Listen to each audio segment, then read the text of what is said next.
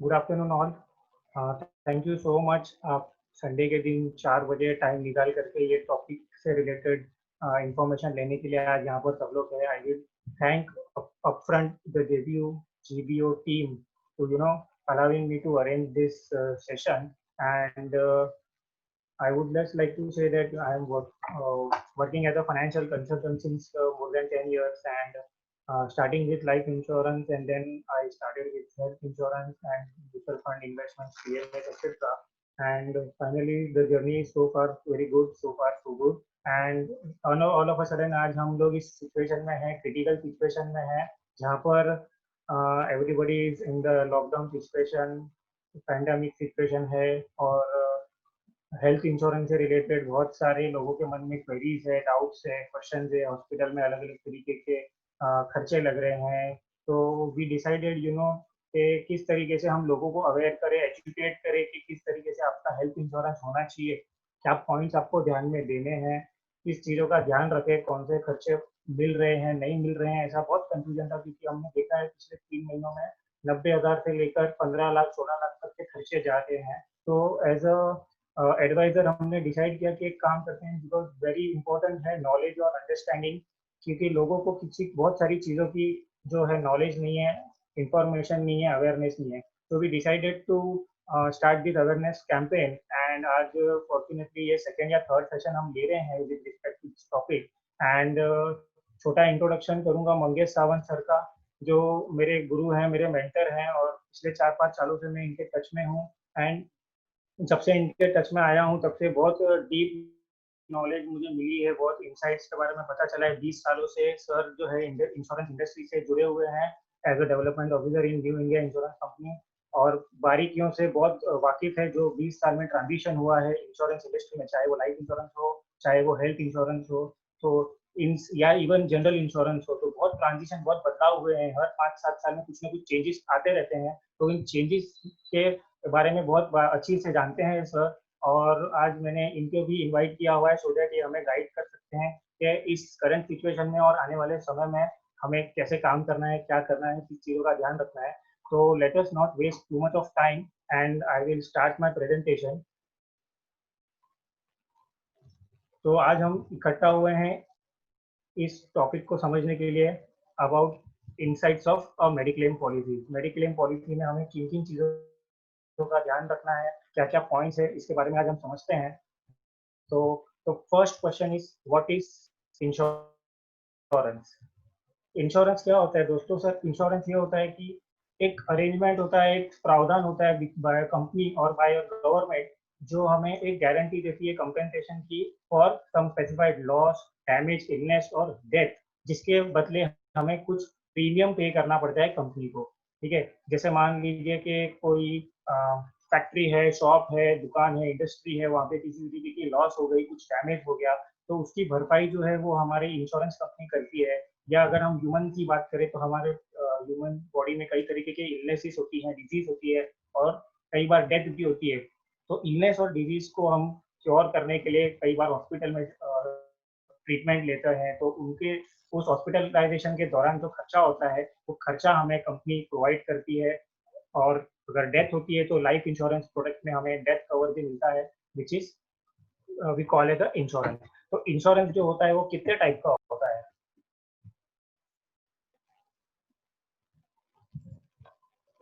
Sorry. हाँ, so there are basically 4 basic types of insurance, that is life insurance, health insurance जिसको हम mediclaim के नाम से भी जानते हैं, डिसेबिलिटी इंश्योरेंस, या हम इसको पर्सनल एक्सीडेंट के तौर पे भी समझ सकते हैं, और एक होता है जनरल इंश्योरेंस, जहाँ हमारा फायर, होम इंश्योरेंस वगैरह जो कवर होता है, जो भी मरीन इंश्योरेंस वगैरह इसमें आता है। तो इसमें बहुत सारे सब टाइप्स है। तो आज जो हमारा फोकस होगा, वो फोकस होगा हमारा हेल्थ इंश्योरेंस के ऊपर। What is health insurance? तो हेल्थ इंश्योरेंस में क्या होता है दोस्तों, कई बार हम बीमार पड़ जाते हैं, कई बार हमें एक्सीडेंटल इंजरी हो जाती है, और उस बीमारी या उस इंजरी को ट्रीट करने के लिए हमें हॉस्पिटल में एडमिट होना पड़ता है। और हॉस्पिटल में जब हम एडमिट होते हैं, तो हमें अलग अलग तरीके के टेस्ट करने पड़ते हैं। डायग्नोस्टिक टेस्ट हो गए, पैथोलॉजिकल टेस्ट हो गए, डॉक्टर की फीस लगती है, बेड चार्जेस लगते हैं, पूरा ट्रीटमेंट का जो चार्ज होता है, सर्जरी, ऑपरेशन थिएटर वगैरह, अलग अलग तरीके के जो चार्जेस लगते हैं, वो चार्जेस हमें पे करने पड़ते हैं। और अगर हमने हेल्थ इंश्योरेंस अगर लिया हुआ है तो ये जो चार्जेस है, ये जो खर्चा है, हम हेल्थ इंश्योरेंस कंपनी से कॉम्पनसेट ले सकते हैं, कॉम्पेंसेशन हम वहाँ से क्लेम कर सकते हैं। तो दिस इज हेल्थ इंश्योरेंस। अब हेल्थ इंश्योरेंस में क्या सब चीजें पहले दिन से मुझे कवर्ड मिलेंगी? तो उसका आंसर ऐसा है कि each and every disease, each and every illness will not be covered from day one. Accidental injury जो है वो डे वन से कवर्ड है। मान लीजिए आज 5th ऑफ जुलाई है, आज हमने अगर पॉलिसी ली, वो पॉलिसी कन्वर्ट हो गई, तो अगर आज भी विदिन 1-1.5 आवर 2 आवर्स भी अगर मेरे को इंजरी हो जाती है और मुझे हॉस्पिटल में ट्रीटमेंट लेने के लिए जाना पड़े, तो मुझे एक्सीडेंटल इंजरी से रिलेटेड जो खर्चा है वो कंपनी देगी। इसके अलावा अगर कोई इलनेस है, कोई डिजीज है, कोई बीमारी है, चाहे वो डेंगू हो, टाइफाइड हो, जॉन्डिस हो, मलेरिया हो, या इवन हार्ट रिलेटेड इश्यूज हो, अगर वो मुझे पहले 30 दिन में अगर होता है तो फर्स्ट 30 डेज में मुझे वो कवर नहीं मिलेगा। फर्स्ट 30 डेज जो होता है वो वेटिंग पीरियड होता है। कोई भी बीमारी पहले 30 दिन में कोई भी कंपनी जो है वो कवर नहीं करती है।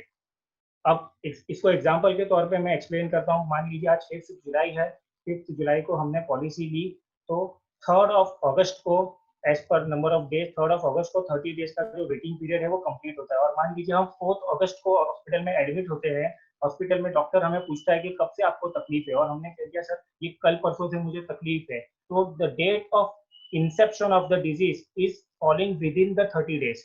तो उस केस में भी हमें कंपनी जो है वो कॉम्पेंसेशन नहीं पे करेगी। ठीक है। अगर हम यही सिचुएशन को थोड़ा अलग से समझेंगे, मान लीजिए 10 अगस्त को हमें हॉस्पिटलाइजेशन होना पड़ता है और हम कहते हैं कि पिछले 3-4 दिनों से मुझे तकलीफ है, तो 10 अगस्त के 3-4 दिन पहले अगर देखें तो इट इज अप्रोक्सीमेटली 5 अगस्त, यानी हमारा 30 डेज का जो वेटिंग पीरियड है वो ऑलरेडी कवर हो चुका है, क्रॉस हो चुका है। तो आफ्टर दैट अगर मुझे बॉडी में कोई भी प्रकार के इलनेस डिजीज के सिम्टम्स अगर आते हैं, तो those all diseases will be covered, the company will पे अस द कॉम्पेंसेशन। इसके अलावा कुछ ऐसी बीमारियां होती है दोस्तों जो इमीडिएटली कवर्ड नहीं होती, 30 डेज के बाद भी कवर नहीं होती, उसके लिए कुछ स्पेसिफिक वेटिंग पीरियड होता है। किसी किसी में वो 1 साल होता है, कोई बीमारी के लिए 2 साल भी होता है, किसी किसी के लिए 4 साल भी होता है।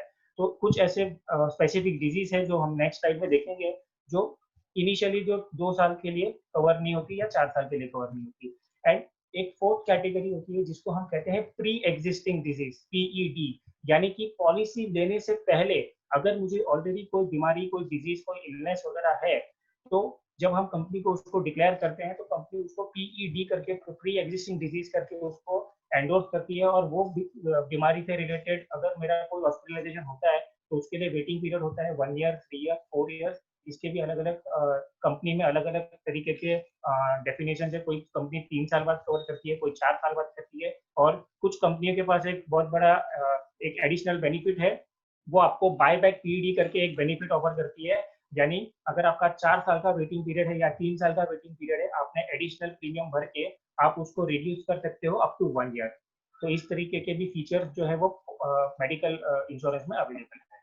तो ये लिस्ट है, कुछ 15 से 17 बीमारियां हैं जो पहले 2 साल में कवर नहीं होती। जैसे आपका प्रोस्टेट से रिलेटेड प्रॉब्लम है, या यूट्रस से रिलेटेड प्रॉब्लम है, हर्निया हो गया डिफरेंट टाइप से, फिशर फिस्टुला हो गया, या जॉइंट रिलेटेड कुछ इश्यूज है, किडनी स्टोन रिलेटेड इशू है। ये बहुत सारी ऐसी लिस्ट है, किसी में ये तो ज्यादा भी हो सकती है, किसी कंपनी में ये थोड़ा कम भी हो सकता है, बट मोटा मोटा जो कंपनियों में जो इन जनरल जो डिजीज है वो ये सारी डिजीज है जो इनिशियल पीरियड के 2 साल के वेटिंग पीरियड के बाद ही कंपनी कवर करती है।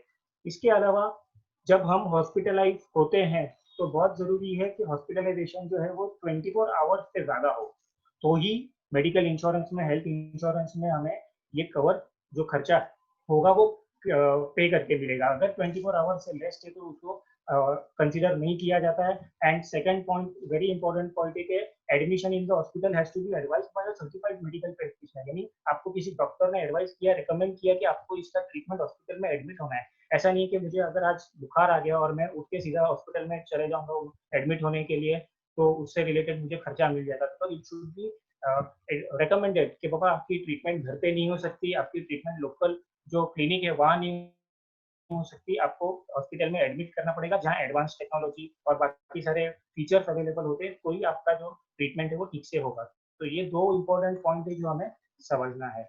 Now next important point is in health insurance which hospitalisation expenses are covered. ठीक है, कुछ हॉस्पिटलाइजेशन एक्सपेंसेस है जो हॉस्पिटल में कवर होते हैं, जैसे रूम चार्जेस हो गया, बोर्डिंग एंड नर्सिंग चार्जेस हो गया, आरएमओ चार्जेस है, administration, IV fluid, blood transfusion, injection, ये सारे पॉइंट्स है। इसके अलावा डॉक्टर की फीस, मेडिकल प्रैक्टिशनर, सर्जन की फीस है, किसी का सर्जरी होता है तो you need a surgeon, anaesthesia की जरूरत पड़ती है तो देयर आर स्पेशलिस्ट डॉक्टर जो एनेस्थीसिया के बारे में जानकारी रखते हैं, तो दे आर एनेस्थेटिक कंसल्टेंट है, स्पेशलिस्ट डॉक्टर है जैसे फिजियोथेरेपिस्ट वगैरह है। तो इन सारे डॉक्टर्स की फीस जो होती है वो हमें इसमें पे करके मिलती है। Anaesthesia, blood, oxygen, OT charges, ये कुछ कुछ ऐसे पॉइंट्स है। डायग्नोस्टिक टेस्ट हो गए, पैथोलॉजिकल टेस्ट है, ऑर्गन डोनर है, एम्बुलेंस चार्जेस है, ये सारे चार्जेस जो है ये हमारे मेडिकल पॉलिसी में कवर होती है।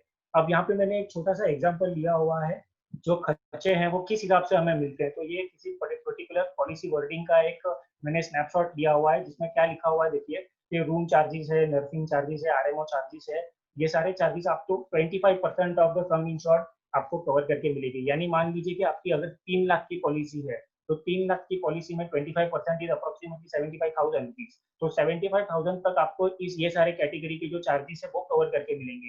यानी अगर आपके चार्जेस इस कैटेगरी में अगर बढ़ जाते हैं, मोर देन 75,000 अगर होते हैं, तो वो ऊपर का जो पैसा है वो आपको शायद कवर करके नहीं देगी। और इसके अंदर और भी इंक्लूडेड है room charges which is 1% of the some insured, यानी 3 लाख का 1% इज 3,000 रुपीज पर डे। और अगर आईसीयू में एडमिट होते हैं तो 2% of the some insured that is 6,000 rupees. तो अगर आप आपका हॉस्पिटल में अगर आप 5,000 रुपीज पर डे के बेड में अगर आप ट्रीटमेंट ले रहे हैं, तो आपको सिर्फ 3,000 रुपीज के हिसाब से मिलेगा। जो 2,000 रुपीज पर डे एक्स्ट्रा जो चार्ज हो रहा है वो आपके खर्चे में कट हो जाएगा, वो आपको नहीं मिल पाएगा कंपनी से, वो आपको आपके जेब से पे करना पड़ेगा। इसी तरीके से मेडिकल प्रैक्टिशनर की, सर्जन, कंसल्टेंट, स्पेशलिस्ट फीस, ये सारी टोटल 25% या उससे ज़्यादा अगर होंगी तो हमें ऊपर का पैसा नहीं मिलेगा, सिर्फ और सिर्फ 25% तक मिलेगा। कुछ कंपनी में ये सारे जो लिमिटेशन है ये नहीं होते हैं, ये हम अगले एग्जाम्पल में देखेंगे। एंड बाकी के जितने भी चार्जेस है जैसे operation theatre charges, blood, oxygen, medical appliances, implants, ये सारे हमें 50% तक कवर करके मिलती है।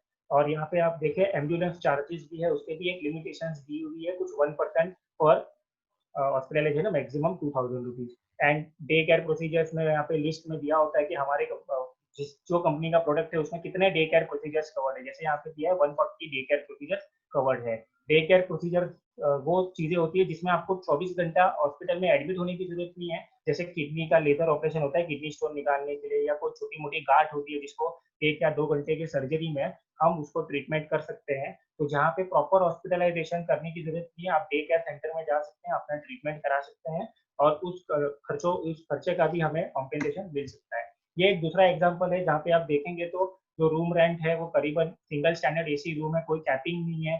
Doctor fees, ICU fees, drugs, test and medicine वगैरह जो है ये सारे up to sum insured cover है, कोई लिमिटेशंस नहीं है। डे केयर प्रोसीजर में देखिए लिखा है all the day care procedures are covered. ये एग्जांपल मैं आपको इसलिए बता रहा हूँ क्योंकि हम सभी के पास कोई डिफरेंट डिफरेंट अलग अलग कंपनियों के प्रोडक्ट्स होंगे, लेकिन हमें शायद ये सब डिटेल में पता नहीं होगा। और जब हम हॉस्पिटलाइज होते हैं तो हमें पता चलता है कि मेरे खर्चे जो है वो पूरे हमें कंपनी कॉम्पेंसेट नहीं करके दे रही है, कुछ ना कुछ कटिंग हो रही है। तो ये कटिंग क्यों हो रही है? बिकॉज इस तरीके के कुछ हमारे पॉलिसी के अंदर में क्लॉज होते हैं, ये क्लॉज हम शायद पढ़ते नहीं है या हम समझते नहीं है, हमें एडवाइजर शायद बताता नहीं है।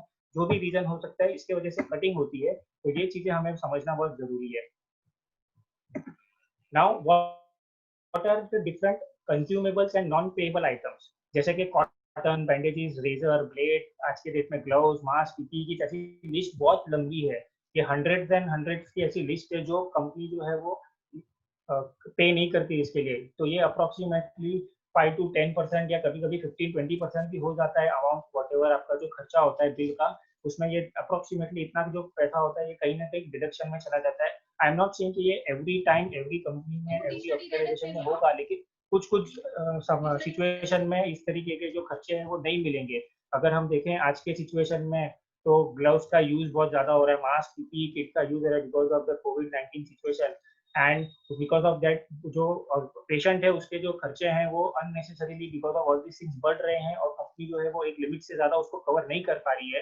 तो वो बेयर करना पड़ता है, जो कस्टमर है, जो पेशेंट है, उसको खुद को बेयर करना पड़ता है। तो ये सब चीजें हमें समझना है कि क्या कंज्यूमेबल आइटम्स है और क्यों इसका पेमेंट हमें नहीं मिलता है। और कुछ चीजें हर जब हम मेडिक्लेम पॉलिसी लेते हैं तो हमें ध्यान में रखना चाहिए, जैसे उसमें क्या क्या एडिशनल फीचर्स है। जैसे कि किसी में नो क्लेम बोनस होगा तो 5% से लेके 50% तक का ईयर अगर आपका क्लेम नहीं है तो आपको नेक्स्ट ईयर जो है वो बोनस मिलता है। कुछ कंपनियों में तो ये 100% भी मिलता है। अगर आपका एक साल में कोई क्लेम नहीं आया तो नेक्स्ट ईयर आपको अप टू 100% आपको बोनस मिलता है। फिर कुछ कंपनियों में आपको एडिशनली हेल्थ चेकअप का बेनिफिट मिलता है, जो किसी किसी कंपनी में हर साल मिलता है, किसी किसी कंपनी में हर 2 या 3 साल के बाद मिलता है। फिर मैटरनिटी बेनिफिट और न्यू बॉर्न कवर, यानी प्रेगनेंसी रिलेटेड जो हमें कवर मिलता है, तो कुछ कुछ कंपनियों में वो इनबिल्ट फीचर की तरह होता है, कुछ कुछ कंपनियों में हमें एडिशनली उसको लेना पड़ता है। और जो न्यू बॉर्न बेबी होता है उसे भी कुछ लिमिट तक हर कंपनियां कुछ कुछ प्रोडक्ट्स के अंदर में कवर करती हैं। उनके वैक्सीनेशन से रिलेटेड जो खर्चा होता है वो भी कंपनियां कवर करती हैं। फिर इसके अलावा नेक्स्ट पॉइंट होता है ओपीडी बेनिफिट, यहाँ पे जब हम ओपीडी कंसल्टेशन के लिए हॉस्पिटल में जाते हैं तो वो भी कई सारी कंपनी है जो अलग अलग प्रोडक्ट में उसके अलग अलग अमाउंट है वो हमें उसमें मिलते हैं। फिर डे केयर प्रोसीजर्स भी हमने पिछले स्लाइड में देखा कि डे केयर प्रोसीजर्स के लिए भी हमें खर्चा मिलता है। एक इम्पॉर्टेंट पॉइंट आता है auto restoration, recharge and refill benefit. ये एक यूनिक पॉइंट है, ये प्रोडक्ट्स के अंदर कुछ कुछ प्रोडक्ट्स के अंदर अवेलेबल है। एंड इसका डेफिनेशन और इसका मीनिंग अगर हम समझे तो ये ऐसा होता है कि मान लीजिए हमारे पास एक 5 लाख की पॉलिसी है और मान लीजिए 1 लाख का बोनस है, टोटल 6 लाख का कवर है, और किसी कारण से हमारा हॉस्पिटलाइजेशन होता है और हमारा ये 5 लाख का जो सम इंश्योर्ड है वो खत्म हो गया, और इवन हमारा 1 लाख का जो बोनस था वो भी खत्म हो गया। अब रिमेनिंग पीरियड में अगर मेरा फिर से कोई क्लेम आता है, फिर से अगर मुझे हॉस्पिटल होना पड़ता है, हॉस्पिटल में एडमिट होना पड़ता है, तो मेरे पास कोई भी अमाउंट बचती नहीं है। तो जिस प्रोडक्ट के अंदर ये फीचर अवेलेबल होगा ऑटो रिस्टोरेशन करके, वो कंपनी हमें हमारी सम इंश्योर्ड की जितनी अमाउंट है वो हमें फिर से रिस्टोर करके देती है। एक तरीके से हम कह सकते हैं उसको रिफिल करके देती है, या हम रिचार्ज भी कह सकते हैं उसको। किसी अलग अलग कंपनियों में अलग अलग वर्ड यूज किया गया है, इसलिए मैंने यहाँ पे तीनों वर्ड डाल दिए।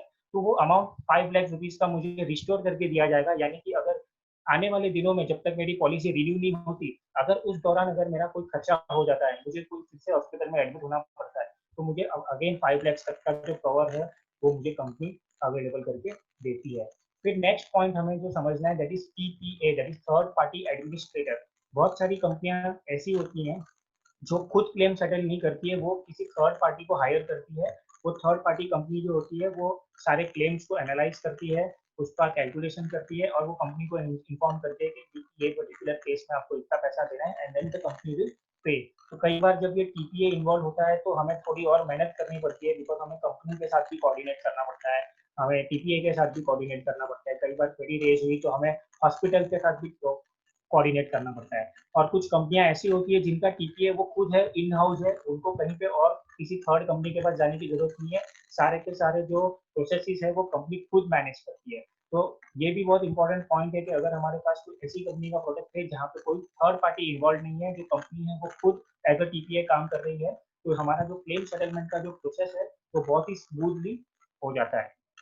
फिर एक नेक्स्ट पॉइंट आता है कि हमारे जो प्रोडक्ट है, हमारी हमने जिस कंपनी का प्रोडक्ट लिया हुआ है उसमें किस तरह कितने नेटवर्क हॉस्पिटल्स इंक्लूडेड है, क्योंकि किसी किसी कंपनी में वो 4,000 की है, किसी में 5,000 है, किसी में 6,000 है, किसी में 9 एंड 10,000 की है। तो जितने ज्यादा नेटवर्क हॉस्पिटल्स होंगे, अब नेटवर्क हॉस्पिटल्स का इंपॉर्टेंस क्या है, जब हम किसी भी हॉस्पिटल में एडमिट होते हैं और हमारी पॉलिसी में अगर वो हॉस्पिटल पैनल पे है, नेटवर्क में है, तो हमें ये बेनिफिट मिलता है कि हमें कैशलेस क्लेम सेटल करने का मौका मिलेगा, यानी कि हमें as a patient, as a individual, as a customer हमें पैसा भरने की जरूरत नहीं है। हाँ, सिर्फ 5,000 से लेके 50,000 या 1 लाख रुपीज तक का जो डिपॉजिट होता है बेसिक, वो भरना पड़ता है। अदर देन दैट बाकी का सारा खर्चा होता है वो कंपनी जो है वो हॉस्पिटल को ट्रांसफर करती है, एंड बिना बहुत सारा खर्चा किए हमारा जो क्लेम है वो सेटल हो जाता है। तो जितना नेटवर्क हॉस्पिटल ज्यादा होंगे उतना हमारे लिए बढ़िया होगा। इसके अलावा होता है claim settlement ratio. Claim settlement ratio अगर हम देखें तो 30-35 कंपनीज है, मोर एंड लेस बहुत सारी कंपनियों का क्लेम सेटलमेंट रेशियो 90-99% के आसपास है। तो क्लेम सेटलमेंट रेशियो जो है ये ज्यादा इतना इंपॉर्टेंट नहीं मायने रखता है, लेकिन आपको हाँ ये जरूर मायने रखता है कि क्लेम सेटल करने के लिए जो टैग होता है, टर्न अराउंड टाइम होता है, वो कितना लग रहा है। किसी कंपनी में शायद वो 1 महीना भी लगता है, किसी में उससे ज्यादा भी लगता है। तो हमें ये देखना है कि कितना क्विकली, कितना स्मूथली हमारा जो क्लेम है वो सेटल हो रहा है। तो ये सारे इंपॉर्टेंट पॉइंट्स है जिसको हमें ध्यान में रखना चाहिए जब भी हम किसी भी हेल्थ इंश्योरेंस कंपनी से हमारे लिए हेल्थ इंश्योरेंस परचेज करते हैं।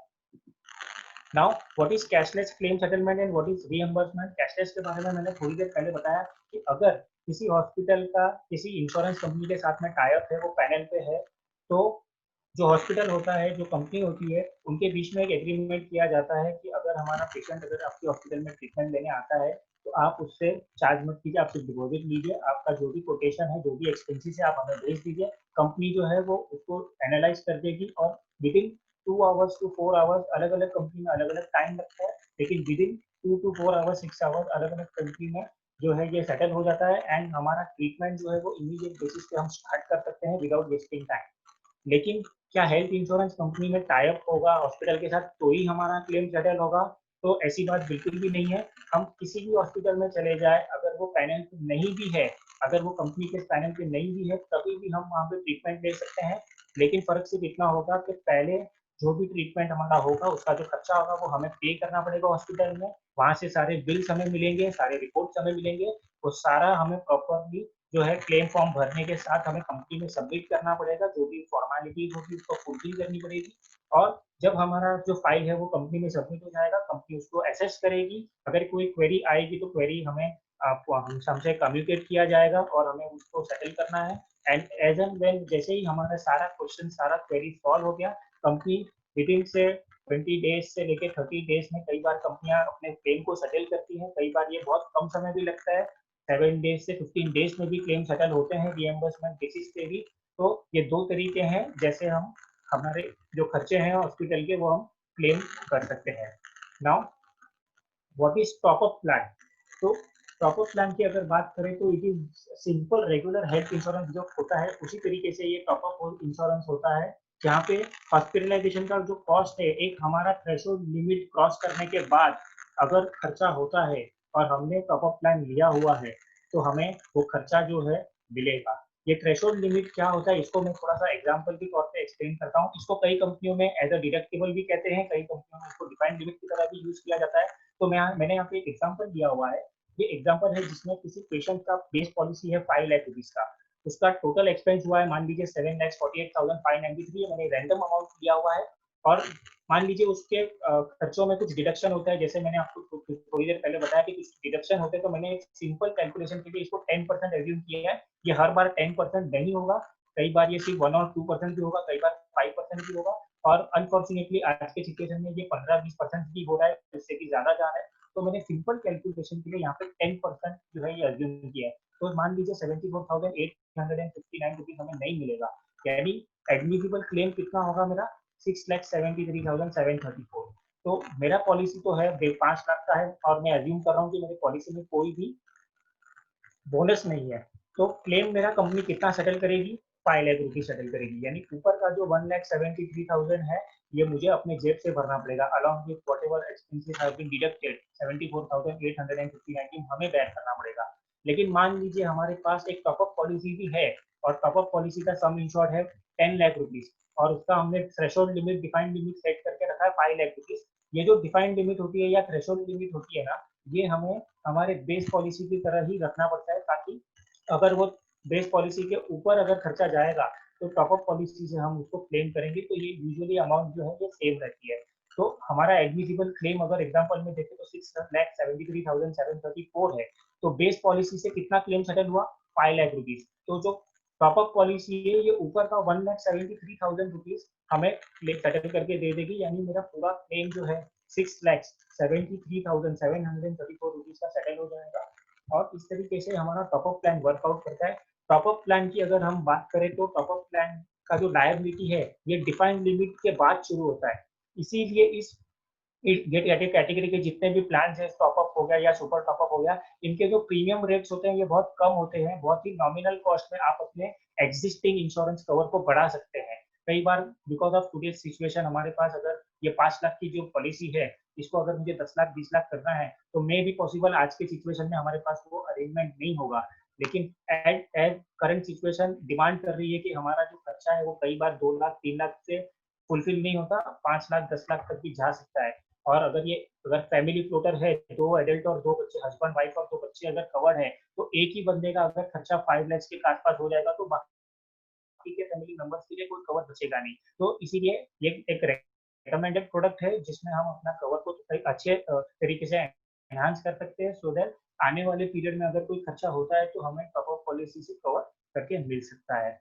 अब यहाँ पे हमने देखा कि एक डिडक्शन जो है 10% का 74,000 का जो अमाउंट है वो हमें मिलता नहीं है।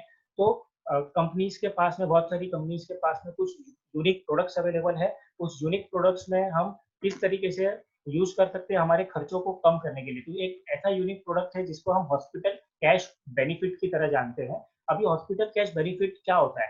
तो this provides a lump sum amount daily in case of hospitalization and this amount can be used as per the insured need। यानी कि हमें डेली एक पर्टिकुलर अमाउंट जो हम डिसाइड करेंगे प्रोडक्ट लेने से पहले, वो अमाउंट हमें हॉस्पिटलाइजेशन अगर हमारा होता है, मान लीजिए 5 दिन का हॉस्पिटलाइजेशन हुआ, तो जो अमाउंट हमने सिलेक्ट किया है वो 5 दिन के हिसाब से हमें company as a compensation, as a benefit provide करेगी। और ये अमाउंट जो है ये हम किसी भी तरीके से यूज कर सकते हैं। हम चाहे हमारा ऐसा कोई एक्सपेंस जो हेल्थ इंश्योरेंस में कवर नहीं हो रहा है उसको कवर करने के लिए यूज करें, चाहे हमारा अगर बिकॉज ऑफ हॉस्पिटलाइजेशन अगर लॉस ऑफ इनकम हो रहा है तो हम उसको कवर अप करने के लिए यूज करें। It is all up to the customer, वो किस किस तरीके से इसको यूज करना चाहता है। तो एक एग्जांपल के साथ मैं आपको ये एक्सप्लेन करना चाहता हूँ कि how this hospital cash benefit products works. तो मैंने एक एग्जांपल लिया है, यहाँ पे दो तरीके के प्लान है, एक बेसिक है, एक एनहांस प्लान है। तो हमें क्या सिलेक्ट करना है? हमें अमाउंट सिलेक्ट करना है। तो 1000, 2000, 3000 ये बेसिक प्लान में ऑप्शन है, और नंबर ऑफ डेज सिलेक्ट करने हैं जो 30, 60 और 90 अवेलेबल है बेसिक प्लान में।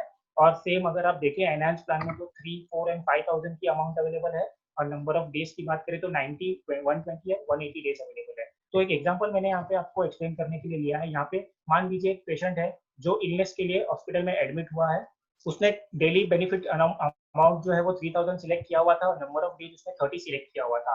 ठीक है, अब पहले वाला जो 5 lakhs का हमने एग्जांपल लिया था उसी को हम इसमें कंपेयर करके देखेंगे कि कैसे ये बेनिफिट करेगा। तो हम अज्यूम करते हैं कि पेशेंट जो था वो हॉस्पिटल में मान लीजिए 15 दिन के लिए एडमिट था, जिसमें 10 डेज वो रेगुलर वार्ड में एडमिटेड है और 5 डेज वो आईसीयू में एडमिटेड है। तो बेनिफिट उसको कैसे मिलेगा? तो 10 दिन के लिए वो जो रेगुलर वार्ड में एडमिटेड था, तो बेसिक प्लान में क्या होता है, जितने भी दिनों के लिए हम एडमिट होते हैं उसमें एक दिन काट के जो बचे हुए दिन है उसका बेनिफिट मिलता है। तो 10 डेज में से एक दिन हमने कम कर दिया, यानी 3000 रुपीज मल्टीप्लाई बाय 9, यानी 27,000 का बेनिफिट यहाँ मिलेगा।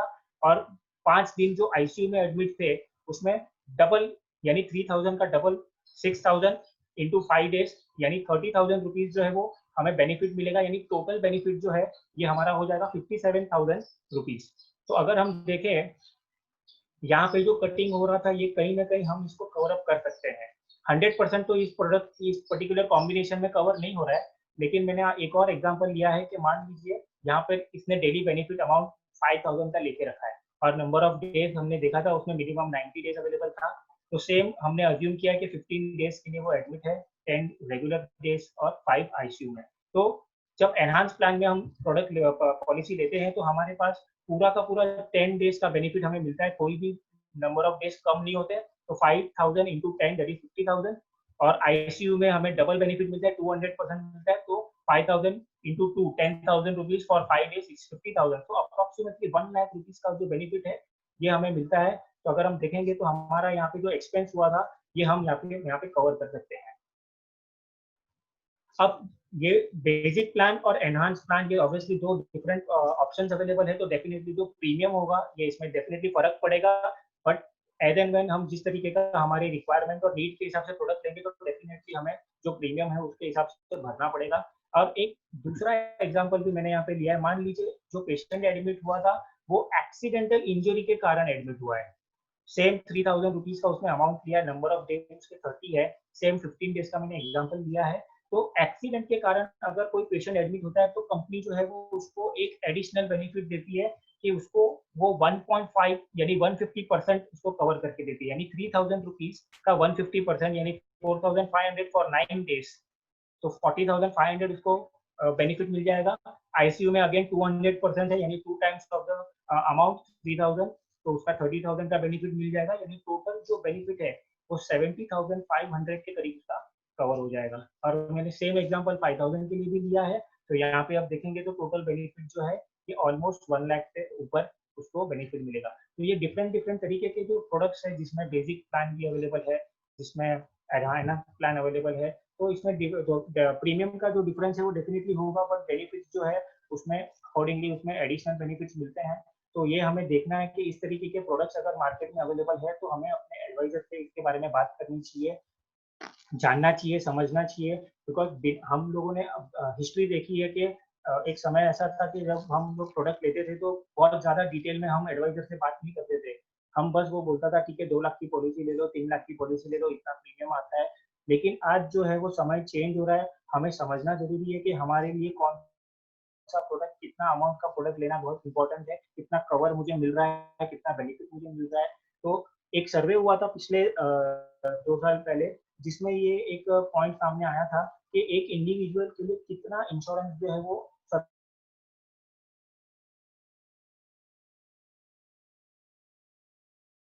4% का इंश्योरेंस होना चाहिए, क्योंकि कई बार खर्चे जो है वो मोर देन 20-25 लाख, 50 लाख और कई बार 1 करोड़ तक भी जाते हैं, डिपेंडिंग अपॉन द डिजीज, आप कहाँ पे ट्रीटमेंट ले रहे हैं, किस तरीके के ट्रीटमेंट ले रहे हैं। तो कोई खर्चों का कोई लिमिटेशंस नहीं है। तो इसीलिए हमें हर 3 या 5 साल में हमारे प्रोडक्ट को रिव्यू करना चाहिए, क्या हमारे लिए आज के सिचुएशन में जो हमारे पास प्रोडक्ट अवेलेबल है, इज इट इनफ, जो अमाउंट हमने सिलेक्ट किया हुआ है क्या ये इनफ है। अगर ये नहीं है तो हमें रिव्यू करना चाहिए, उसको अपग्रेड करना चाहिए, बिकॉज एक्सपेंसेस कब बढ़ जाएंगे किसी को नहीं पता था। आज से 3-4 महीने पहले किसी ने नहीं सोचा था कि जस्ट बिकॉज ऑफ एक छोटा सा वायरस, उसके वजह से जो खर्चे हैं वो 5 लाख, 10 लाख, 15 लाख तक भी जा सकते हैं। इनफैक्ट हमने ये इंटरनेट पे जब भी इसके बारे में रिसर्च किया था, तो यूएसए में एक पेशेंट है जिन्होंने कोविड रिलेटेड ट्रीटमेंट किया था, जिसका यूएस में कुछ $10 मिलियन के आसपास खर्चा हुआ था, जिसको अगर इंडियन करेंसी में कन्वर्ट करें तो it goes into crore of rupees का अगर हम एक्सपेंस अगर बेयर करेंगे, तो I don't know what will be the impact on our savings. तो बहुत इंपॉर्टेंट है इस चीज को अवेयर करने के लिए। अब कुछ इंपॉर्टेंट क्वेश्चंस हैं, मैं चाहूंगा कि मंगेश सावंत सर हमें गाइड करें कि when a person should buy a health insurance product.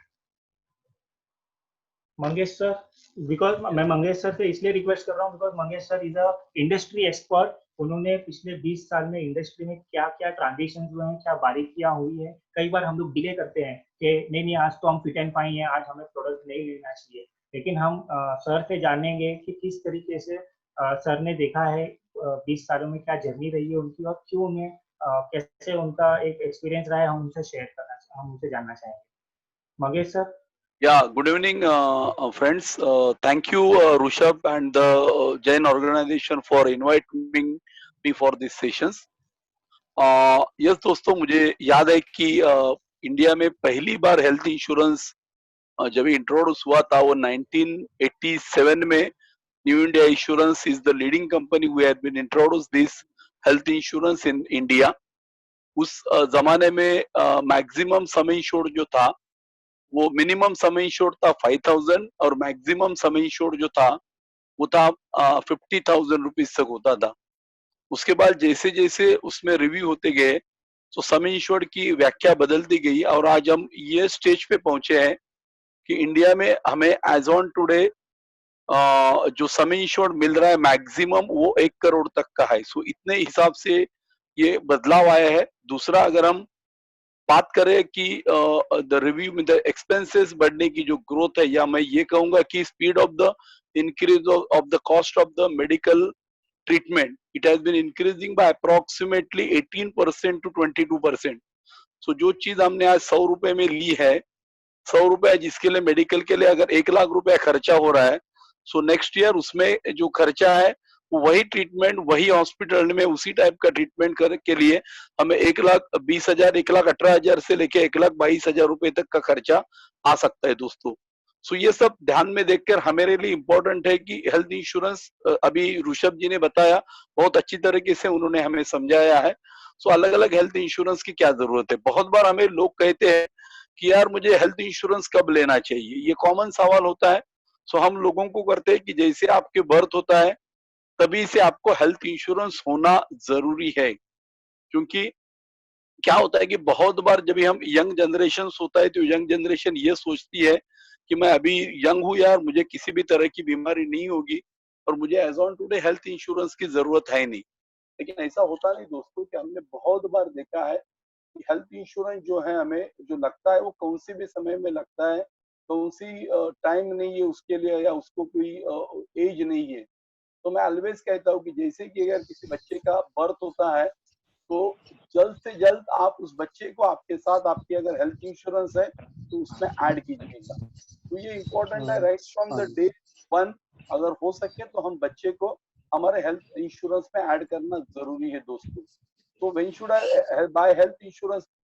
मैं ये कहूंगा जब भी आप हेल्थ के अच्छे कंडीशन में है तभी आपकी हेल्थ इंश्योरेंस बाय करना जरूरी है, क्योंकि बहुत बार होता है, हम में से बहुत से लोगों ने देखा होगा कि हम हेल्थ इंश्योरेंस को ढूंढना चालू करते हैं जब भी हमें कोई बीमारी चालू हो जाती है। ऐसा मत कीजिए।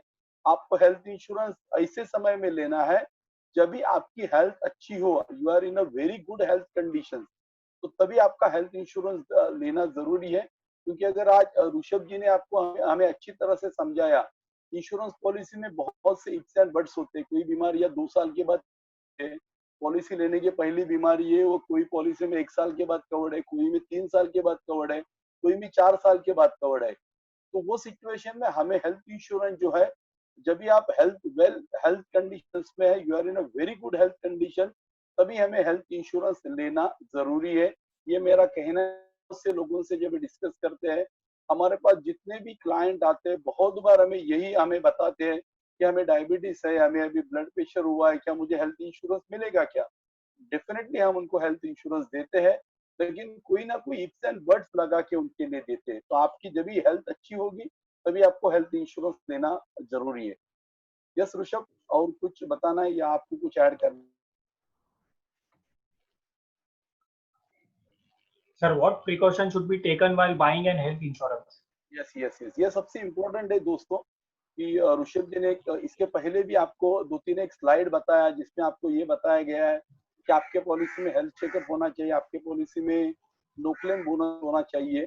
मैं इसके पहले ये कहूंगा कि आप आजकल आप देखेंगे तो हम करीबन 22 मार्च से मुंबई महाराष्ट्र में लॉकडाउन कंडीशन में है, और करीबन अप्रैल के फर्स्ट वीक से अगर हम देखेंगे तो हमें बहुत से वेब एग्रीगेटर जो है उनके कॉल आ रहे हैं, अननोन कॉल से हमें कॉल आ रहे हैं, और हमें वो पूछ रहे हैं कि भाई हमें आपके आपके पास से हेल्थ इंश्योरेंस है क्या?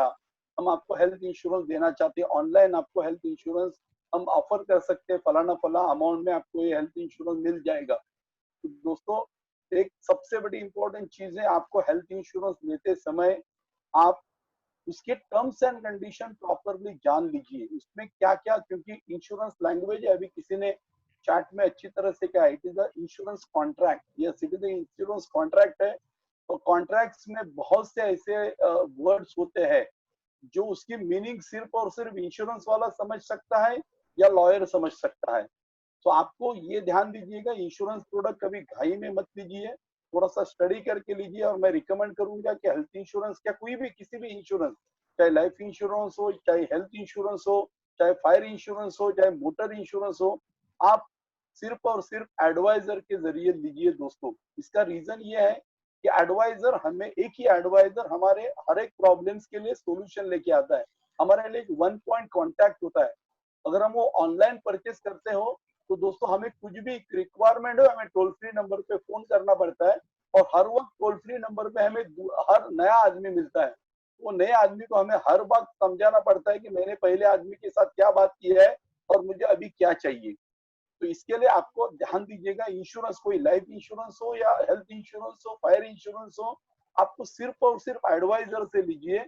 और ये ध्यान दीजिएगा कि आज इंडिया में करीबन 30 से 32 अलग अलग कंपनी है जो हेल्थ इंश्योरेंस बेच रही है।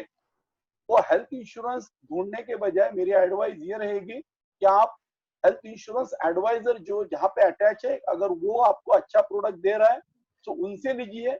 अगर मान लो आपको कोई ऐसी प्रोडक्ट अच्छा लगा कोई कंपनी का, तो वो कंपनी का ऑनलाइन प्रोडक्ट ढूंढने के बजाय वो कंपनी का काम करने वाला एडवाइजर ढूंढिए, और वो एडवाइजर से आप प्रोडक्ट लीजिए। क्योंकि हमने ये देखा है कि ओम्बुड्समैन जो हमारा लोकपाल है, वहां पे अगर सबसे ज्यादा अगर किसी के प्रॉब्लम्स वाले केसेस आए हैं, वो प्रॉब्लम वाले केस 90% केसेस जो ओम्बुड्समैन में आए हैं, लोकपाल के पास आए हैं, वो ऑनलाइन प्रोडक्ट से डिस्प्यूट्स वाले केसेस है। तो ध्यान दीजिएगा, आपके लिए कोई भी कंपनी बुरी नहीं होती, कोई भी कंपनी अच्छी नहीं होती है।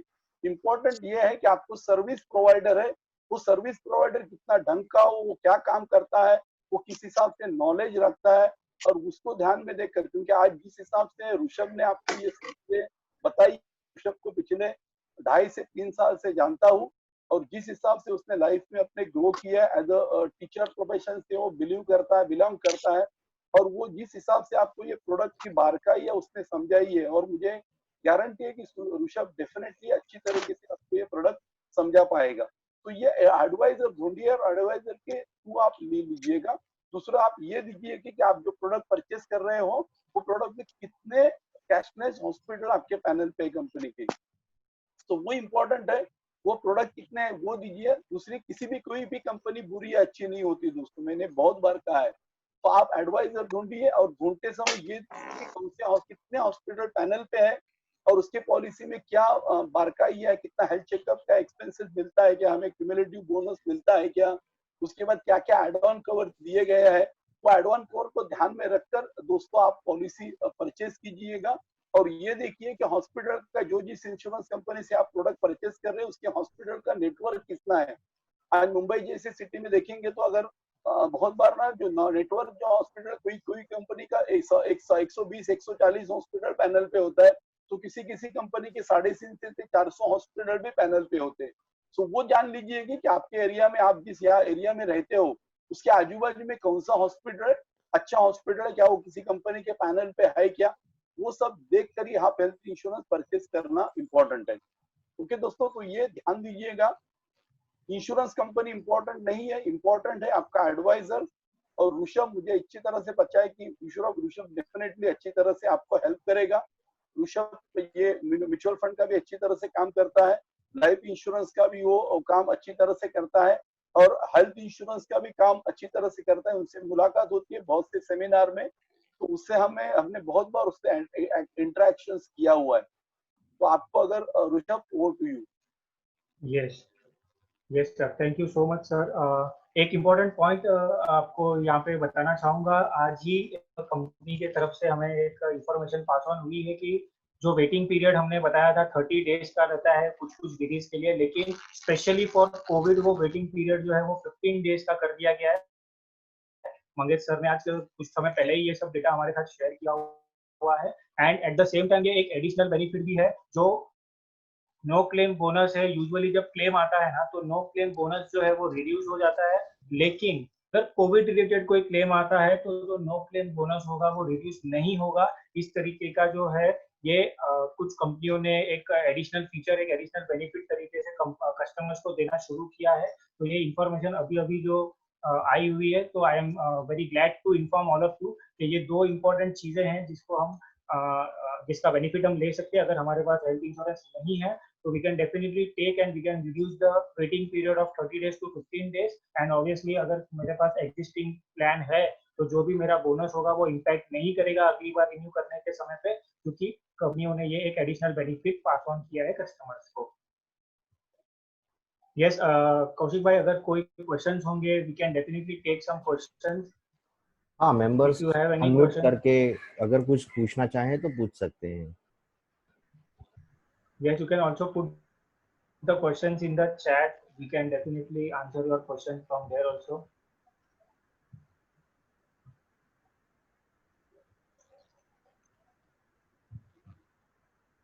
क्या आप अगर ये ऋषभ का पास शायद ये पोर्टेबिलिटी भी अवेलेबल है, सो पोर्टेबिलिटी का भी ऑप्शन हम चूज कर सकते हैं। यस, किसी ने एक सवाल पूछा है कि टॉप 5 हेल्थ इंश्योरेंस कंपनीज का पूछा है। अगर प्रीमियम वाइज देखेंगे तो अगर हम लोग टोटल प्रीमियम की बात करें जो या यस डेफिनेटली आप ऋषभ का कांटेक्ट नंबर लिखा हुआ है, सो ऋषभ का ले लीजिएगा और ऋषभ के पास से आपको मेरा भी कांटेक्ट नंबर मिलेगा, कोई इशू नहीं है सर। सो आप ऋषभ से कांटेक्ट नंबर ले लीजिएगा। ओके, सो इम्पोर्टेंट है कि आज अगर हम लोग सिर्फ हेल्थ इंश्योरेंस का अगर टॉप 5 कंपनीज देखेंगे तो अगर रिटेल की बात करें, अगर टोटल हेल्थ इंश्योरेंस का अगर प्रीमियम की हम बात करते हैं, so new India Insurance company is the number 1 health insurance company. इनका टोटल हेल्थ इंश्योरेंस का प्रीमियम करीबन एक 7,000 करोड़ के दौरान है। ओके, उसके बाद अगर हम बात करें तो नंबर आता है यूनाइटेड इंडिया का, उसके बाद आता है ये नंबर आता है वो नेशनल इंश्योरेंस का, उसके बाद ओरिएंटल इंश्योरेंस का, एंड अगर टोटल प्रीमियम की बात करें तो 5वां नंबर आता है स्टार हेल्थ का। लेकिन अगर मैं रिटेल प्रीमियम की बात करूं, सो रिटेल प्रीमियम का अगर मैं बात करता हूं तो star health is the number 1 health insurance company, करीबन कुछ 4,800 या 500 करोड़ 5,000 करोड़ का उनका रिटेल का प्रीमियम है। वही उसका दूसरे नंबर पे आती है न्यू इंडिया एश्योरेंस कंपनी आती है, उनका करीबन कुछ 2,500 करोड़ का रिटेल का धंधा है। और उसके बाद ऑफ कोर्स ओरिएंटल और ये यूनाइटेड इंडिया कंपनीज आती है। सो इस तरह से 5 है। रिटेल का जो धंधा, रिटेल का मतलब है जो इंडिविजुअल्स को जो पॉलिसी हेल्थ इंश्योरेंस बेची जाती है उसको रिटेल प्रीमियम बोलते हैं। और ग्रुप प्रीमियम होता है जो कंपनी अपने एम्प्लॉय के देती है। सो ये दोनों मिला के होता है वो टोटल प्रीमियम होता है। सो रिटेल प्रीमियम में अगर नंबर 1 पे देखेंगे तो स्टार हेल्थ है। टोटल प्रीमियम पे अगर हम नंबर 1 पे देखेंगे तो न्यू इंडिया एश्योरेंस कंपनी है। यस, और भी किसी ने एक सवाल पूछा था।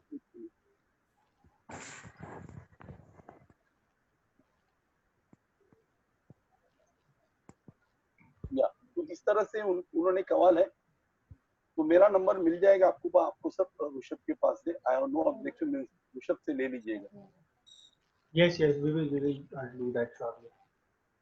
और भी किसी को क्वेश्चन है तो वो अनम्यूट होके भी पूछ सकते हैं या फिर आप चैट में भी डाल सकते हैं, तो we can discuss that question also. आपके पास पोर्टेबिलिटी का एक ऑप्शन भी अवेलेबल है दोस्तों। अगर मान लो कि आप किसी कंपनी से का पॉलिसी में सेटिस्फाइड नहीं हो, आपको लग रहा है कि दूसरी किसी कंपनी का ये यस दूसरे किसी कंपनी का हमें प्रोडक्ट अच्छा लग रहा है, सो आप एक कंपनी से दूसरे कंपनी में भी पोर्ट करके जा सकते हो। सो ये भी ऑप्शंस अवेलेबल है।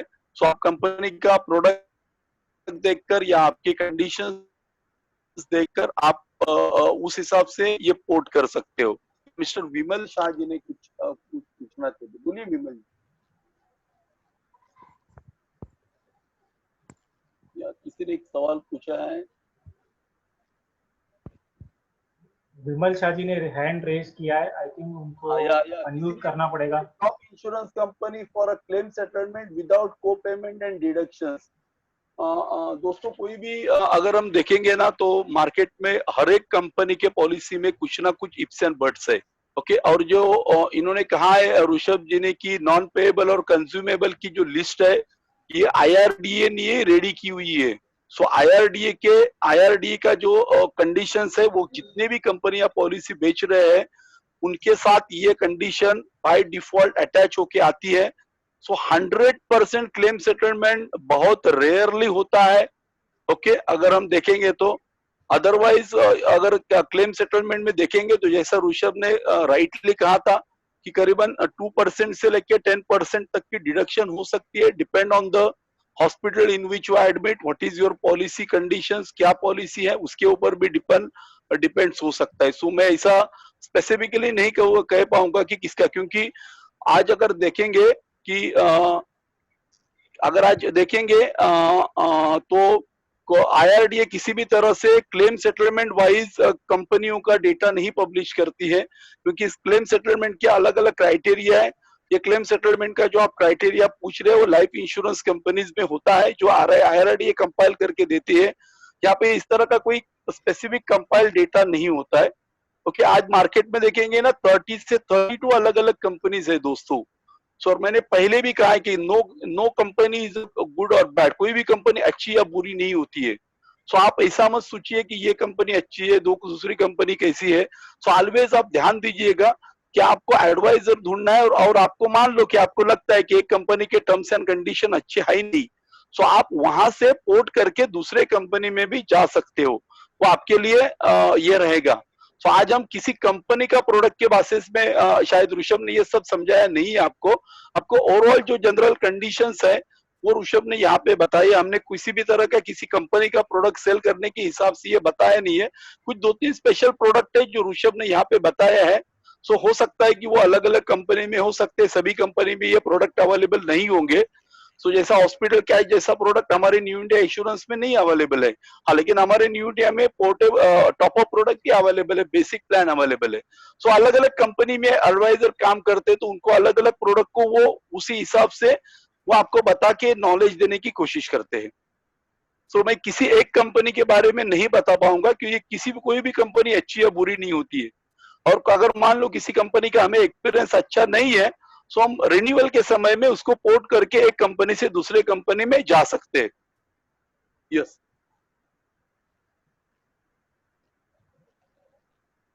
ओके, तो जयेश जी का एक क्वेश्चन है, for senior citizen can you highlight some plans. तो सीनियर सिटीजन के बोलो लिए आई बोलो ऋषभ। थिंक कुछ company special, yes, senior citizen के लिए कुछ कंपनी के स्पेशल प्लान जो है उन्होंने दिया, रखा हुआ है specially for senior citizen. And I think Jayesh ji, इसमें क्या क्या बेनिफिट्स है, I think we can discuss it on a personal chat, या पर्सनली हम लोग उसको डिस्कस कर सकते हैं, क्योंकि बहुत सारे उसके अंदर इफ्स एंड बट्स है, बहुत सारे उसमें टर्म्स एंड कंडीशन होते हैं, तो आई थिंक वो तो डिस्कस करने में यहाँ पे समय भी ज्यादा लगेगा, राइट। तो आई विल रिकमेंड कि हम लोग इसको एक सेपरेटली हम लोग डिस्कस करें। या लेकिन आप ध्यान दीजिएगा, सीनियर सिटीजन पॉलिसी कभी भी नॉर्मल प्रोडक्ट जैसी नहीं होती है। सीनियर सिटीजन पॉलिसी में ऑलवेज इफ्स एंड बट्स होते हैं। तो आप किसी भी कंपनी का, मेरे खिलाफ से मार्केट में करीबन सिलेक्टेड कंपनीज है जो सीनियर सिटीजन का प्रोडक्ट दे रही है। लेकिन सभी कंपनी में किसी कोई ना तो कोई कंपनी में कोपे लगाया है, कोई कंपनी में उन्होंने मैक्सिमम अमाउंट फिक्स की है, कोई कंपनी ने उसके अलग अलग बीमारी के हिसाब से उसका अमाउंट फिक्स किया हुआ है। तो as on today senior citizen के लिए कोई स्पेशल नॉर्मल प्रोडक्ट जैसा जो हमने बताया ना, अप टू 65 ईयर्स तक आपको नॉर्मल हेल्थ इंश्योरेंस प्रोडक्ट मिल सकता है जिसमें ज्यादा कटिंग्स नहीं होते हैं। लेकिन जैसे आपका 65 के ऊपर एज होता है और फर्स्ट टाइम आप पॉलिसी लेना चाहते हो, तभी ये उसमें कंडीशंस लगेंगे। तो वो कंडीशन हर एक कंपनी में अलग अलग रहेंगे। तो आप ऋषभ से बात करके उससे उसके बारे में डिटेल इंफॉर्मेशन ले सकते हैं। यस, किसी एक ग्राहक है भूषण शाह जी ने एक सवाल पूछा है, दो bank we have bought mediclaim and premium are very less suddenly. Yes, ध्यान दीजिएगा, मैं ऑलवेज रिकमेंड करता हूँ कि दोस्तों आप हमें हेल्थ इंश्योरेंस अगर लेना है तो हेल्थ इंश्योरेंस ऑलवेज आपको रिटेल पॉलिसी लेना जरूरी है। हम जो भी बैंक से पॉलिसियां परचेस करते हैं वो रिटेल पॉलिसी नहीं होती है। और तो बैंक वाला आपको अलग से इंडिविजुअल पॉलिसी जैसा प्रिंट आउट निकाल के देता है, उसका आप में उसमें नाम रहेगा, पॉलिसी नंबर अलग रहेगा। लेकिन ध्यान दीजिएगा, बैंक से जब भी आप पॉलिसी लेते हो, these are policies are group policies, और ये ग्रुप पॉलिसीज होते हैं, उसकी लाइफ जो होती है वो बहुत ही कम होती है। कम का मतलब बहुत बार हमने आप भी देखिए ना, जैन इंटरनेशनल ऑर्गेनाइजेशन जियो का एक पॉलिसी निकला था, करीबन 7 या 8 साल तक वो पॉलिसी चला, लेकिन जैसे उसमें क्लेम रेशियो बन गया वो पॉलिसी यहाँ से वहां जंप करते गए। पहला न्यू इंडिया में था, उसके बाद यूनाइटेड में गया, उसके बाद वापिस न्यू इंडिया में आया, उसके बाद नेशनल में गया, उसके बाद वो बजाज में गया, बजाज के बाद वापिस और 2-3 कंपनियां घूम के लास्ट ईयर तक शायद मैंने सुना था कुछ स्टार हेल्थ में उन्होंने पॉलिसी लिया था, और एंड में पॉलिसियां शायद वो डाई डाउन हो गई पॉलिसी। तो ध्यान दीजिएगा, जब भी आप हेल्थ इंश्योरेंस परचेस करते हो, आप प्रीमियम मत देखिए, क्योंकि as per the Supreme Court regulation health insurance policy कोई भी इंश्योरेंस कंपनी बीच में बंद नहीं कर सकती। हेल्थ इंश्योरेंस कंपनी किसी भी कंपनी में, और दूसरा कोई भी जनरल इंश्योरेंस कंपनी या लाइफ इंश्योरेंस कंपनी बाकी कंपनियों जैसी अचानक बंद नहीं हो जाती। जैसे आपने देखा होगा किंगफिशर एयरलाइंस बीच में बंद हो गई, हमने देखा जेट एयरवेज बीच में बंद हो गई कंपनी, बीपीएल मोबाइल बीच में बंद हो गई। ओके, सो ऐसे बहुत से कंपनी है जो बीच में बंद होती है। लेकिन जनरल इंश्योरेंस और लाइफ इंश्योरेंस आईआरडी के अंदर जितने भी कंपनीज है, कोई भी कंपनी बीच में बंद नहीं होती है, वो एक कंपनी दूसरे कंपनी में मर्ज हो जाती है। ध्यान दीजिएगा, इसके पहले आपने एएनपी सनमार का मेट लाइफ का नाम देखा होगा, मेट लाइफ से वो एएनपी सनमार हो गया, एएनपी सनमार से उसके बाद उन्होंने बिजनेस बेचा, वो एक्साइड को बेचा, ओके, रिलायंस को बेचा, रिलायंस से एक्साइड में आया। सो अलग अलग कंपनी, लेकिन कोई भी कंपनी बंद नहीं हुई। सो ध्यान दीजिएगा, हम लाइफ इंश्योरेंस और जनरल इंश्योरेंस कोई भी प्रोडक्ट लेते समय आप रिटेल प्रोडक्ट लीजिए, आप ग्रुप मेडिक्लेम प्रोडक्ट मत लीजिए। ग्रुप मेडिक्लेम ऑलवेज जो होता है वो लुक्रेटिव होता है प्रीमियम वाइज। कम प्रीमियम में हमें लगता है यार प्रोडक्ट दे रहा है, और एजेंट हमें ग्रुप मेडिक्लेम में, मैंने देखा बैंक में 6,000 रुपए में 10 लाख का प्रोडक्ट मिलता था, और एजेंट हमें उसके बदले में 15 या 17,000 रुपए का प्रीमियम लेता था 10 लाख के लिए। तो लोगों का टेम्पटिंग लगता था कि जाकर बैंक से पॉलिसी ले लो तो हमारा पैसा बच जाएगा। ध्यान दीजिएगा, बैंक की पॉलिसियां 365 डेज की होती है, वो इंश्योरेंस कंपनी बीच में कभी भी बंद कर सकते हैं। जैसे कि बीच में बैंक ऑफ बड़ौदा के साथ लोगों ने पॉलिसी लिया था, इलाहाबाद बैंक के साथ लिया था, बैंक ऑफ इंडिया के बाद लिया था, वो उन्होंने 15 दिन का 30 दिन का नोटिस देकर वो पॉलिसियां बंद करवा दी थी बीच में। So we were nowhere. Those who are purchased the health insurance for a bank, they were nowhere. तो लेकिन वही आप कभी भी सुनिए, कोई भी health insurance policy, retail health insurance policy कभी भी बीच में बंद नहीं होती। सिर्फ और सिर्फ अगर किसी ने फ्रॉड किया होगा और कुछ मिस एप्रोप्रिएशन करके गलत इंफॉर्मेशन लेके हेल्थ इंश्योरेंस लिया होगा और क्लेम के वक्त अगर इंश्योरेंस कंपनी को पता चला तो इंश्योरेंस कंपनी या वो पॉलिसी कैंसिल करती है। लेकिन थ्रू आउट द पॉलिसी, पूरा का पूरा पॉलिसी कभी नहीं बंद होता है। सो ऑलवेज ध्यान दीजिएगा, हमें हेल्थ इंश्योरेंस लेते वक्त रिटेल हेल्थ इंश्योरेंस लेना जरूरी है, न कि ग्रुप मेडिक्लेम लेना जरूरी है।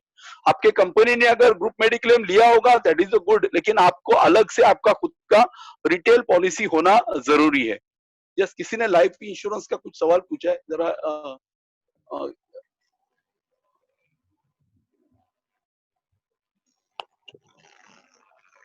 Can I have life insurance policy? Yes, life insurance policies में हेल्थ इंश्योरेंस का जो प्रोडक्ट जो होता है ना, वो अच्छी तरह से नहीं वो उसको बताते हैं या वो पिच नहीं करते हैं। सो आप देखेंगे तो जनरल इंश्योरेंस कंपनी या स्पेशलाइज हेल्थ इंश्योरेंस कंपनी से अगर जब भी हम हेल्थ इंश्योरेंस प्रोडक्ट लेते हैं उसमें किसी भी तरह के इप्स एंड बट्स नहीं होते, लेकिन लाइफ इंश्योरेंस से जो देने वाले प्रोडक्ट होते हैं वो बेनिफिट प्रोडक्ट होते हैं। और हेल्थ इंश्योरेंस या जनरल इंश्योरेंस से लिए हुए प्रोडक्ट होते हैं वो एक्चुअल इंडेमनिटी प्रोडक्ट होते हैं। सो आपने 5 लाख रुपए की पॉलिसी लिया है हेल्थ इंश्योरेंस का, तो आपको 5 लाख रुपए तक का पूरा खर्चा मिलेगा।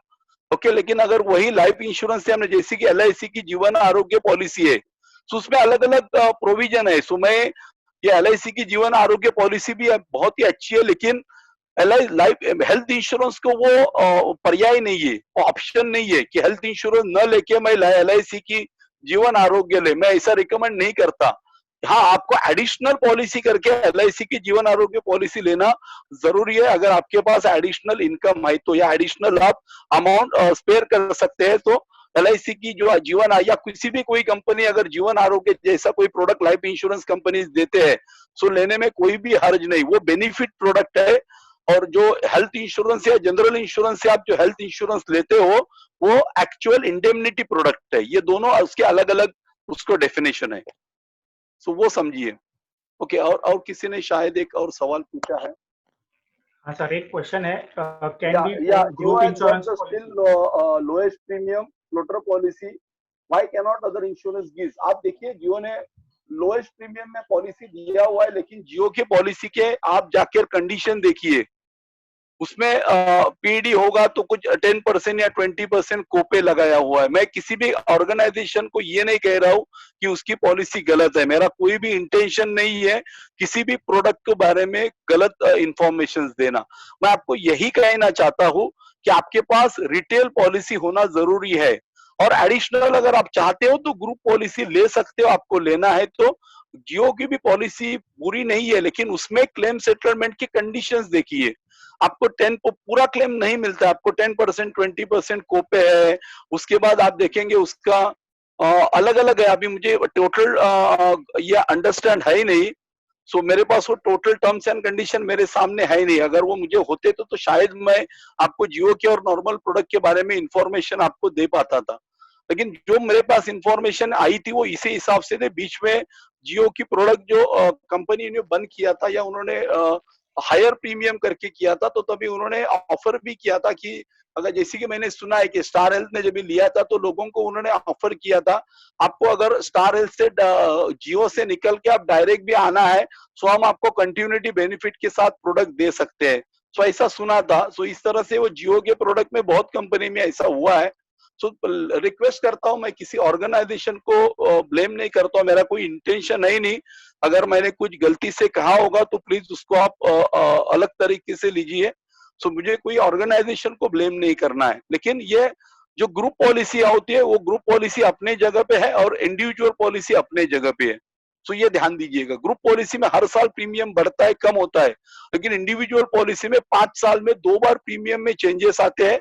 एक तो जब इंश्योरेंस कंपनी प्रीमियम चेंज करती है तभी प्रीमियम चेंज होता है, या आपका अगर एज ग्रुप अगर 40 से 41 हो गया, 45 to 46 हो गया, या 50 से 51 हो गया, सो ये प्रीमियम चेंज होता है। सो लाइफ में पूरे 5 साल के दौरान 2 बार प्रीमियम चेंज होता है इंडिया रिटेल हेल्थ इंश्योरेंस में। लेकिन ग्रुप में आप देखोगे तो हर साल कोई ना कोई प्रीमियम ऊपर नीचे होता रहता है।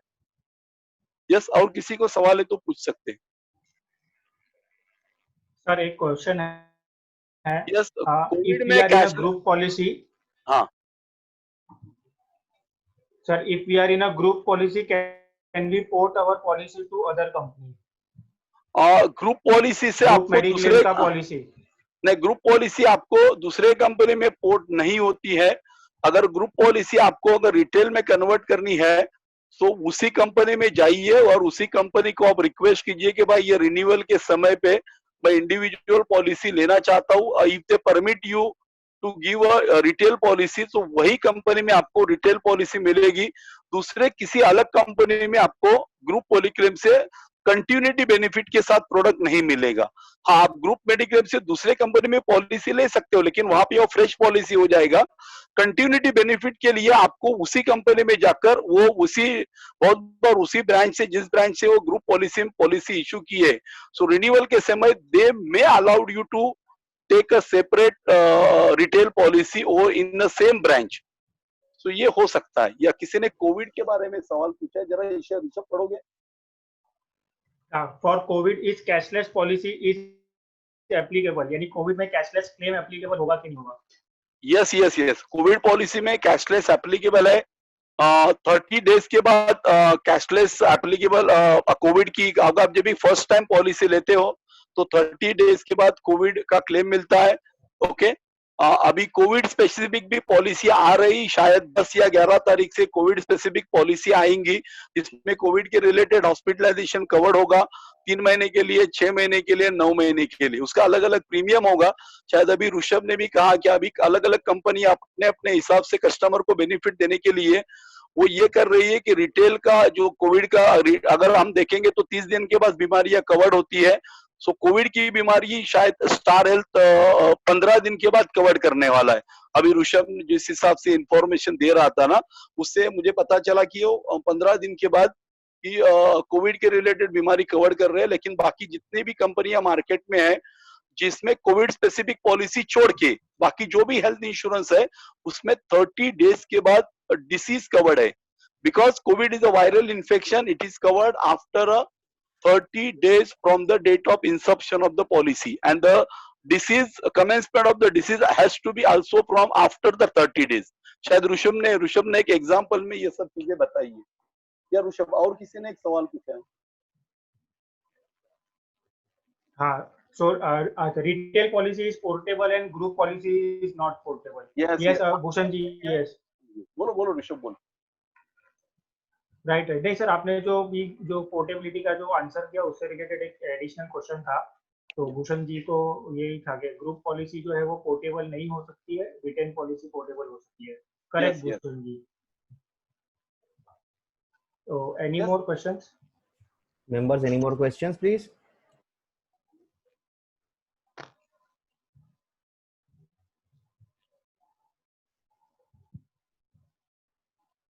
I think there is no questions more.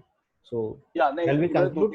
सवाल पूछे हैं कि I think mister Bhushan ji ने एक सवाल पूछा है कि प्रीमियम इंक्रीज होता है। सो प्रीमियम इंक्रीज अगर हम देखेंगे तो एज पर IRDA रूल एक बार प्रीमियम रिवाइज हो गया, सो कम से कम 3 साल तक वो प्रीमियम बीच में नहीं बढ़ा सकते। ओके, सो अगर मान लो किसी कंपनी का 2020 में प्रीमियम रिवाइज हो चुका है, सो वो 3 साल तक वो प्रीमियम नहीं बढ़ाते हैं। सो 2020 में रिवाइज हुआ है, अगर 2020 में जनवरी में रिवाइज किया उन्होंने, तो 2022 जनवरी के बाद वो प्रीमियम रिवाइज कर सकते हैं। सो 3 साल मिनिमम IRDA के नॉर्म्स है। लेकिन अभी शायद हो सकता है कि जिस हिसाब से कोविड की डिसीज में क्लेम्स रेशियो बढ़े है, आपने शायद सुना होगा कि पिछले 2 महीने में करीबन 1000 करोड़ तक के क्लेम ये हेल्थ इंश्योरेंस कंपनी ने सेल की है। इसके पहले अगर हम लास्ट ईयर का एवरेज देखेंगे तो इंश्योरेंस कंपनी का एवरेज क्लेम अमाउंट जो आता था, पर क्लेम की बात कर रहा हूँ, सो एवरेज क्लेम अमाउंट करीबन एक 25 से 30 हजार रुपया पर क्लेम होता था। मैं सभी, कोई किसी का क्लेम 10 लाख का भी हो सकता है, किसी का 10,000 का भी हो सकता है। सो अगर एवरेज क्लेम देखूंगा तो 25 से 30 हजार का जो एवरेज आता था, सो आज के कोविड के सिचुएशन में वो जो एवरेज क्लेम है, it has gone from 30,000 rupees to somewhere around 80-85,000 rupees. So definitely हो सकता है IRDA में अगर क्लेम रेशियो इनका बढ़ गया, so IRDA may allowed after the improvements of the COVID situation to in between increase the premium to the health insurance. तो ध्यान दीजिएगा, हेल्थ इंश्योरेंस में 3 साल का वेटिंग पीरियड होता है नॉर्मली, लेकिन अभी इन प्रेसिडेंट पैंडेमिक सिचुएशन में शायद हो सकता है कि IRDA बीच में भी हेल्थ इंश्योरेंस का प्रीमियम रिविजन्स के लिए कंपनी को परमिशंस दे सकती है, बिकॉज ये ऑलवेज ये एडजस्टेबल प्रीमियम वाले पॉलिसीज है। सो इसमें कोई भी कंपनी यहाँ पे बोलता है ना कि समाज सेवा करने के लिए नहीं है दोस्तों, उनका भी premium, it is a business दोस्तों। हम बिजनेस कम्युनिटी से बिलोंग करते हैं, so everybody does a business, so वो बिजनेस में उनके इप्स एंड बट्स होते हैं, सो आप भी जानते हो, सो उस हिसाब से उसकी एडजस्टमेंट होती है। सो अगर हम देखेंगे तो इतने जितने से करीबन एक 30 to 33 साल हो गए हेल्थ इंश्योरेंस की, ये specifically health insurance policy India में है। लेकिन आप अगर क्लेम रेशियो देखोगे तो claim ratio of the health insurance policy में अगर 100 रुपए या प्रीमियम कस्टमर से लिया है, सो ऑलवेज इंश्योरेंस कंपनी ने करीबन 95 रुपीज से लेके 120 रुपए तक on and average premium customer company ने क्लेम सेटल किया है। तो किसी कंपनी ने 95 रुपीज, 100 के बदले 95 रुपीज का प्रीमियम से क्लेम सेटलमेंट उनका क्लेम रेशियो है या क्लेम सेटलमेंट रेशियो है, तो किसी कंपनी का कोई साल में 120 रुपए तक का भी क्लेम सेटलमेंट रेशियो होता है। सो ये बाकी प्रोडक्ट जैसा नहीं होता। अगर जैसे फायर इंश्योरेंस या मोटर इंश्योरेंस में देखेंगे तो 60% 70% तक क्लेम सेटलमेंट रेशियो होता है, जो हेल्थ में बहुत ज्यादा होता है। इसके लिए हर 3 साल के बाद या हर 5 साल के बाद इंश्योरेंस कंपनियां प्रीमियम रिवाइज करती है। Yes, any other question? Hope मैं आपको सेटिस्फैक्टरी आपका आंसर दे पाया, और हमने कोशिश की, क्योंकि ये हमारा कस्टमर अवेयरनेस दी सेशंस करके ऑर्गेनाइज किया था ऋषभ जी ने और जैन ऑर्गेनाइजेशन ग्रुप में। और मैं थैंक यू कहना चाहूंगा ऋषभ जी को कि मुझे ये प्लेटफॉर्म में बुला के जरा थोड़े समाज में जो बहुत से क्वेरीज है या क्लेम सेटलमेंट्स के बारे में, सो मैंने क्लियर करने के लिए थोड़ी सी मैंने हेल्प की। Thank you Rishabh ji. Thank you, sir, or entire team of JBO. Thank you very much giving me this platform to allow me to share my thoughts, share my insights regarding the health insurance policies, and I hope that this session might have given you some takeaway, for you from the today's session. And if you have any more queries, I am available on my number. You can definitely contact me. आप चाहे तो आपके existing policies का review अगर करना चाहते हैं, आप समझना चाहते हैं कि आपके पॉलिसी में क्या है, तो वो भी आप मुझे शेयर कर सकते हैं। तो I can definitely work on that and I will share कि आपके पॉलिसीज में क्या है, क्या नहीं है, what is good for you. I can definitely give you my recommendation and you can definitely take help of your existing adviser also, कि आपके पॉलिसी में क्या है क्या नहीं है उसको समझ लीजिए। कुछ भी प्रॉब्लम है, कुछ भी डाउट है, I am definitely available. You can note down my number, you can definitely text me, message me, WhatsApp me. My WhatsApp number is over here. Thanks a lot. Thank you, JBO team. Kaushik bhai, special thanks to you for coordinating with me and giving me the opportunity to arrange this session. And we will look forward for doing more sessions with regards to insurance. Yeah. Thank you very much. Thank you very much, Rushabh bhai, and thank you very much, Sawan sir, for explaining everything. Thank you, sir. Thank you.